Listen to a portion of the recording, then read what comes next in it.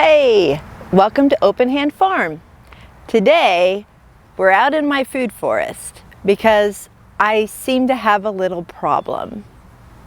My strawberries have gone to vine and not strawberry vine. I dug my strawberries up from my daughter's yard 2 years ago and they've done great, but we have this silly bindweed that just has taken over, and it's so hard to pull it out and see it through all the strawberries. So my goal is to make a raised bed to put the strawberries in, and then I will dig these strawberries up and put them in it. Number one, it will help the strawberries survive. Number two, it will help me to be able to pick them even better. The pattern for the bed that we're going to make is the same one that we used for these boxes in our front brassica bed. These do have a hinged top so that they can be opened and closed and not have to move the white fabric out of the way. But we're not going to do that for the strawberries. We will just use some PVC pipe and put some bird netting over it that I can just raise and lower anytime I need to get in there. So let's look at how we're going to do this. In order to make raised beds and not spend $1 million at this point in time, we've chosen to use the 5.5 inch by 6 foot cedar fence pickets, but we will have to cut the dog ear end off to make them straight. So we're going to double the width of this so we have close to a 12-foot bed. It will actually be 11 foot 9 inches by the time we get that done. The first thing I need to figure out is how tall I want it. The beds that I showed you in the front yard are half the size of this. They're only 2 boards. I want to be able to pick strawberries in the future without having to bend over too much, but if I put the 4th board on, that means I have to fill it with all the dirt too. So let's take the 4th board off. If I have 3 boards and I put a ledge on it, is that comfortable to sit on or, you know, to bend over and dig around in? I think it's okay. So maybe we'll just do that. In order to make sure our boards are all the same without having to measure each one individually, we set up a stop block with a 2x4 and a clamp. Now we can just scoot the boards up and chop them all at the same length.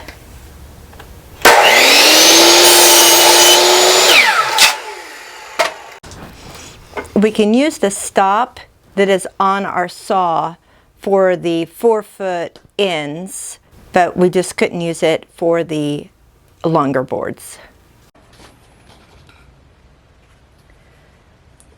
We'll have a trim board that covers where the corners and the middle of the pieces come together. These are all the boards in their cut sizes. We have 12 of the long boards. We have 6 of the end boards. We're doing them 4 feet wide. These smaller boards are 15 inches and 11/16. They will go over the seams on the corners and in the middle of the 12-foot section. The 2x2s will go in the corners to support them. You'll see all of this later. These are the other tools we'll be using. We have 2 drills, one with a drill bit and one with a driver, so that we can pre-drill before we screw. We will also be using our air compressor with our brad gun and using 1 5/8 inch drywall screws.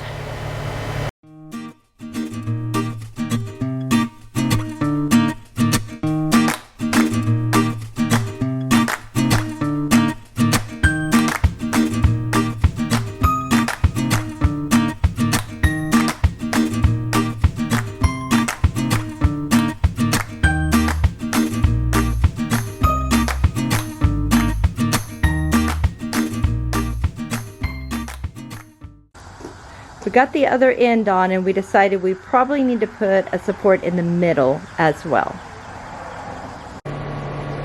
Building the second half of the wall is a little bit different. We didn't need an extra 2x2 on the end like that one.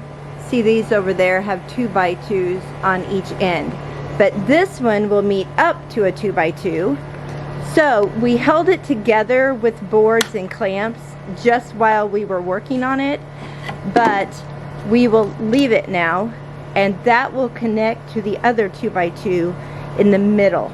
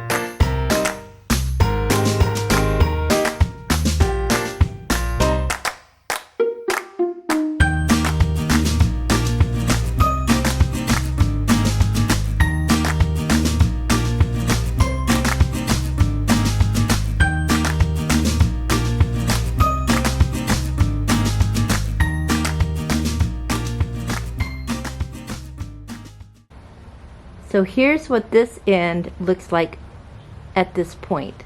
We still need to put the trim on, but we have an end on.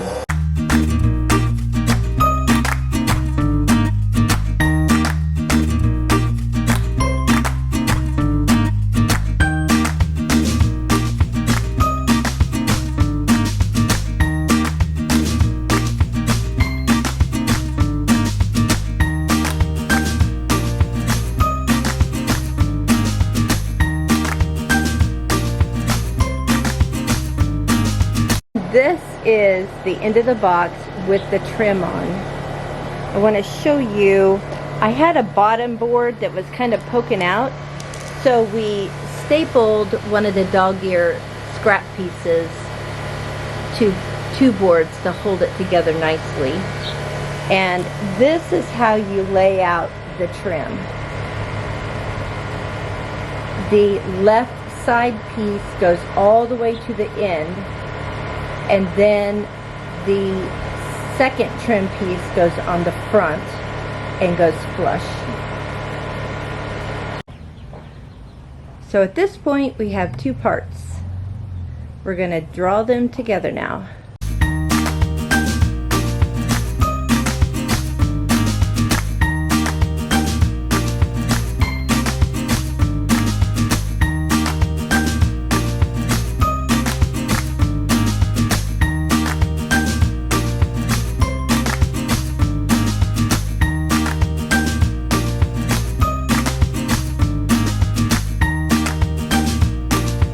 But we joined the two sides and screwed this board to the frame that was already on this board.